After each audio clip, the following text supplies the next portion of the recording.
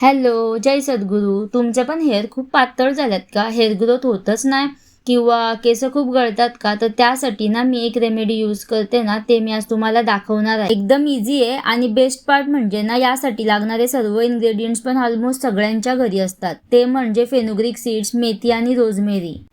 मेथीमध्ये ना भरपूर protein, iron, vitamins असतात, म्हणून मेथी हेअर रूट्सला मजबूत करायला ना भरपूर मदत करते. जर हेअरफॉल खूप होत असेल आणि डॅन्ड्रफ असेल किंवा स्काल्प वीक असेल ना, तर मेथी खूप युजफुल ठरते. आणि मेथीने ना स्काल्प हेल्दी राहतो आणि केसांना नॅचरल शाईन पण येते. आजकाल रोजमेरी खूप फेमस झाला हेअर केअरमध्ये, पण खरं सांगू त्याचे रिझल्ट्स पण खूप बेस्ट आहेत.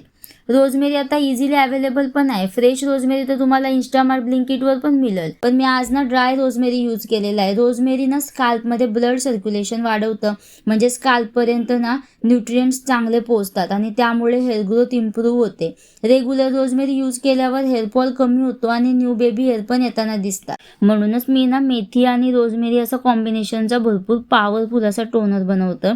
तर आता हा टोनर कसा बनवायचा, यात एकदम 2च स्टेप आहेत.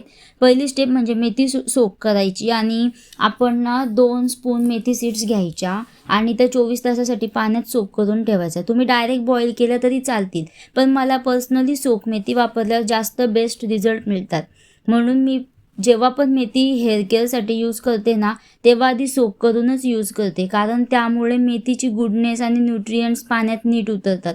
आता 24 तास नंतरची स्टेप, सोक केलेली मेथी एका बाउलमध्ये घ्यायची, त्यात हाफ ग्लास पाणी ॲड करायचा आणि त्यात हाफ स्पून रोजमेरी ॲड करायची.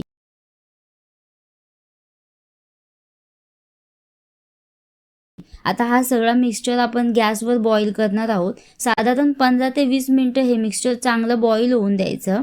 बॉईल होताना तुम्हाला दिसेलच की पाण्याचा कलर थोडा चेंज होतोय, म्हणजे मेथी आणि रोजमेरीचे न्यूट्रिएंट्स ना त्या पाण्यात उतरायला लागलेत. आणि खरं सांगू का, हा टोनर रेग्युलर यूज केला ना तर हेअरफॉल कमी व्हायला लागतं, हेअर ग्रोथ इम्प्रूव्ह व्हायला लागतं आणि स्काल्प हेल्दी राहायला खूप मदत होते. आता हा मिक्सचर बॉईल झाल्यावर गॅस बंद करायचा आणि गाळून घ्यायचा आणि मग थंड झाल्यावर ते एका स्प्रे बॉटलमध्ये भरायचा. हा टोनर ना तुम्ही फ्रीजमध्ये 5 ते 6 दिवस इझिली स्टोअर करू शकता. आता हा टोनर ना तुम्ही डायरेक्ट स्काल्प आणि हेअर लेंथवर स्प्रे करायचा. हलका स्काल्प मॅसेज केला ना तर अजून बेस्ट. हा टोनर तुम्ही डेली यूज करू शकता. आणि यात ना एक इम्पॉर्टंट टिप सांगते, जी मेथी उरते ना ती अजिबात फेकून देऊ नका. त्याचा एक मस्त हेअर पॅक बनवता येतो. उरलेली मेथी पेस्ट करून घ्यायची, त्यात कर्ड आणि आल्मंड ऑइल किंवा कोकोनट ऑइल ॲड करायचा आणि त्याचा ना एक हेअर मास्क बनवून केसांना लावायचा. जर तुम्हाला या मास्कबद्दल डिटेल व्हिडिओ पाहायचा असेल ना, तर मी एक शॉर्ट व्हिडिओ पण बनवला आहे, तो तुम्ही चॅनलवर जाऊन बघू शकता. आणि जर हा व्हिडिओ तुम्हाला खरंच युजफुल वाटला असेल ना, तर व्हिडिओला लाईक करा, शेअर करा आणि चॅनलला सबस्क्राईब करायला विसरू नका. थँक्यू.